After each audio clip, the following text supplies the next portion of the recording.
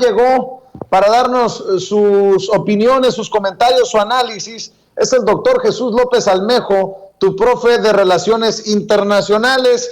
Y es que hay muchas reacciones luego del diálogo de alto nivel, el diálogo económico de alto nivel que se dio entre los equipos de los gobiernos de México y Estados Unidos en Washington. Y vaya que si hay resultados, todo parece ir viento en popa para que se invierta en Centroamérica, como lo propone precisamente desde hace ya años el presidente Andrés Manuel López Obrador, y que se extiendan los programas como Sembrando Vida y Jóvenes Construyendo el Futuro a nuestros países hermanos de Centroamérica. Profe, ¿cómo estás? Te saludo con mucho gusto. Buenas tardes. Hola Vicente, buenas tardes. Pues muy contento como cada viernes de estar aquí en Sin Censura, listos para darle al análisis. Oye, profe, pues las reacciones son variadas, ¿no? Desde aquellos que pronosticaban un desastre, que se tienen que tragar su veneno, y hasta lo que dicen los propios protagonistas de esas reuniones de alto nivel. Sí, mira, vamos a verlo por niveles. Primero, los que decían que no habían recibido como se merecían a la delegación mexicana, que básicamente Washington le había dado el avión a la delegación mexicana. Y de pronto vemos que Anthony Blinken, Kamala Harris, la vicepresidenta de Estados Unidos, o sea, de ese nivel, pues, Kamala Harris, la secretaria de Comercio, el secretario de Seguridad, Mayorkas, es decir, la plana mayor recibe a la delegación mexicana, compuesta únicamente por Marcelo Ebrard, por el embajador Moctezuma y por Tatiana Cloutier.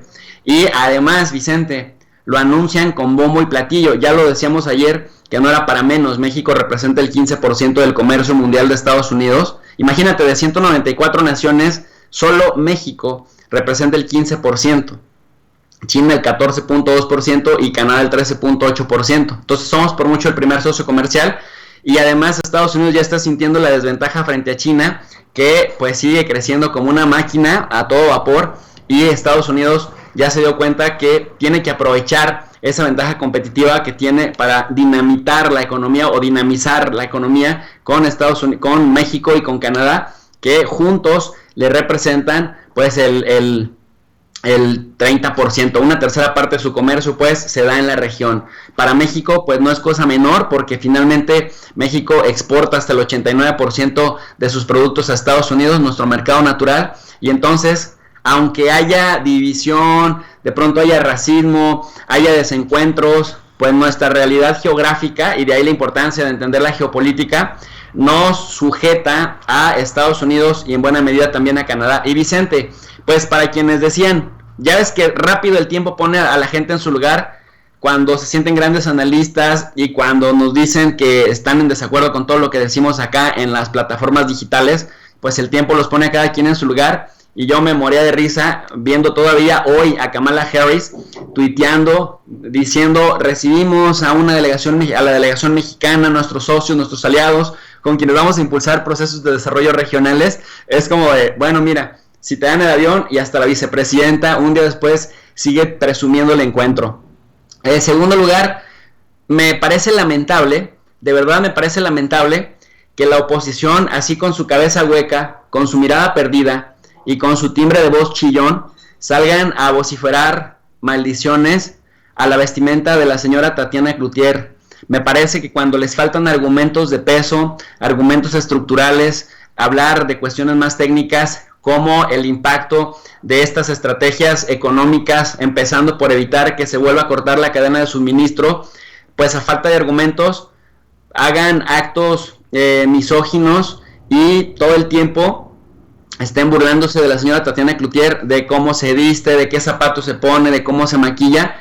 Y me parece que esto es violencia de género. Me parece que la CONAPRED también debería estar encima de todas estas cuentas en Twitter, y que no las hacen personas que tú digas desconocidas, cuentas con 10 o 12 usuarios. Lo hacen desde actores de la farándula, miembros de la farándula, como actores políticos, incluso empresarios, incluso periodistas. Entonces me parece que su feminismo selectivo se les acaba cuando tienes a un personaje tan dinámico, tan comprometido con este país como Tatiana Cloutier, y lo único que tienen es para criticarle su vestimenta, que por cierto a mí en lo personal me parece espectacular. Y la otra parte, las reacciones, hubo una rueda de prensa cuando se terminó ya la sesión con la contraparte estadounidense. Hubo una rueda de prensa en la Embajada de México en Washington, en donde el subsecretario de Hacienda, que acompañó a Marcelo Ebrard, el canciller, y a Tatiana Cloutier, la secretaria de Economía, y al embajador Esteban Moctezuma, pues con periodistas que cubren la fuente de la embajada, en el salón justamente de conferencias, en la sala de prensa de la embajada, y me llamó mucho la atención, Vicente, de verdad, como algunos periodistas que pues se sienten de gran oficio y que se sienten las vacas sagras del periodismo, lejos de abonar en las preguntas, que para eso es la rueda de prensa, para saber, conocer detalles de lo que ocurre en este encuentro de alto nivel, que como decíamos, desde el 2016 no se retomaba, porque pues desde que llegó Trump dinamitó estos mecanismos, porque además veía para abajo a Peña Nieto. Me parece increíble que los periodistas, en lugar de preguntar sobre estas cosas, salieron a preguntar otros temas que ni al caso. Entonces yo digo, ¿cuál es el sentido de que en una rueda de prensa presencial invites a periodistas de supuesto renombre, muy experimentados, y que te salgan con preguntas que no vienen al caso? En ese sentido me gustó mucho la respuesta de Tatiana Cloutier, que tajantemente decía, pues como eso no es el tema, yo solamente respondo de lo que sí tiene que ver con el tema, preguntando por la OEA, preguntando a otros que si México representaba a Honduras, a El Salvador y a Guatemala, y si les había pedido opinión para abogar por ellos, cuando en realidad pues sabemos que no se trataba de esto, sino se trataba de cuestiones relacionadas con cómo México y Estados Unidos van a integrarse económicamente para hacerle frente a la emergencia de los asiáticos, que decíamos tienen el engranaje bastante aceitado para dejar a un lado a sus competidores. Así que, pues esas son las diversas reacciones. Quedaron como payasos quienes dijeron que habían ignorado a la delegación mexicana, y también quedan como payasos y muy mezquinos y muy misóginos quienes critican a Tatiana Cloutier por cómo se viste y no por los entregables, no por los resultados que da, que la verdad me tiene bastante sorprendido, porque ha revitalizado esa Secretaría de Economía, Vicente. Entonces podemos declarar desde tu perspectiva, profe, una misión exitosa, que el presidente Andrés Manuel López Obrador le está sacando, pues no sé si decirle así, ventaja a esa relación con Joe Biden, pero que las propuestas del presidente avanzan, a pesar de que a nivel doméstico, a nivel nacional, las intenten ridiculizar. Así es más o menos, ¿no? Sin duda alguna, mi querido Vicente, porque mira, realmente la diferencia, y esto era lo que le explicaban el canciller, la secretaria de Economía y el embajador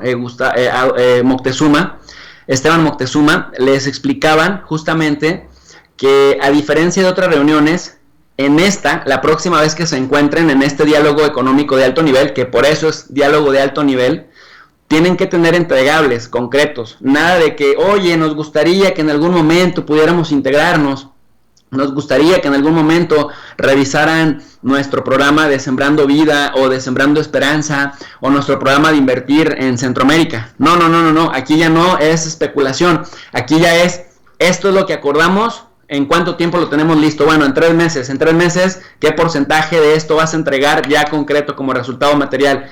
En 6 meses, ¿cuánto? En 9 meses, ¿cuánto? Y en 1 año, ¿cuánto? Porque efectivamente entonces es cuando se nota el interés de ambas partes. Y otra cosa importantísima de lo que veníamos también platicando, Vicente, que tratan de hacer creer que porque la relación es asimétrica, y ya vemos que el pensamiento colonizado del PRIAN y de sus funcionarios de supuesto alto nivel, de José Antonio Meade, de el becario Luis Videgaray, que ahora es otro becario allá en una prestigiosa universidad en Estados Unidos, y de todos estos personajes a los que desde los medios de comunicación se les idolatraba y siempre decían que por sus doctorados y por su tecnocracia y por miles de factores relacionados con una visión también elitista al interior pero colonizada al exterior, siempre la asimetría servía para justificar por qué Estados Unidos arrodillaba a México. Y quieren hacer creer que López Obrador sigue arrodillado a Estados Unidos, cuando en la cara les ha reventado López Obrador 2, 3 bombas. Una, que pudo domar a la bestia llamada Trump. 2, que a pesar de que todos estos analistas mezquinos que decían que Joe Biden, fíjate la manera en la que infantilizan y caricaturizan la política, se iba a sentir y que iba a romper con López Obrador porque no lo felicitó de inmediato, no lo reconoció de inmediato, a pesar de que uno de los principios de política exterior de México es el no reconocimiento de gobiernos. México solo se limita a retirar o a dejar a sus embajadores en las representaciones. Decían que Biden le había agarrado mala fe a López Obrador sin tomar en cuenta que tanto Biden, nos guste o no, es un tipo que lleva en la política desde sus 29 años de edad como senador, es decir, en las grandes ligas de la política estadounidense, y López Obrador, pues otro estadista que finalmente entiende de tiempos políticos y que algo que les ha molestado bastante es que ha exhibido el infantilismo y la manera tan simplista en la que han querido interpretar y hacer análisis de política exterior y de política bilateral con Estados Unidos. Entonces, sí, Vicente, las cosas son concretas. Y algunas de las políticas que llevó Marcelo Ebrard a través de la carta que le entrega a Anthony Blinken, el secretario de Estado, pues hay interés sobre todo sobre el cómo hacer cambios estructurales en Centroamérica, obviamente consensuado con los centroamericanos, para que la migración se convierta más en una cuestión de voluntad que en una cuestión de necesidad, Vicente. Entonces, sí, también es cierto lo que dice el presidente, los cambios no se logran de la noche a la mañana, pero sí se va caminando sobre la marcha. Así es. Oye, profe, ¿y por qué no se